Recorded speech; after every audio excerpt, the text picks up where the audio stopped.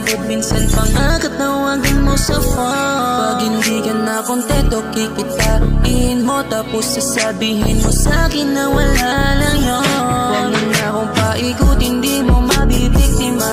Di mo ko maiputan, lumayo-layo ka na.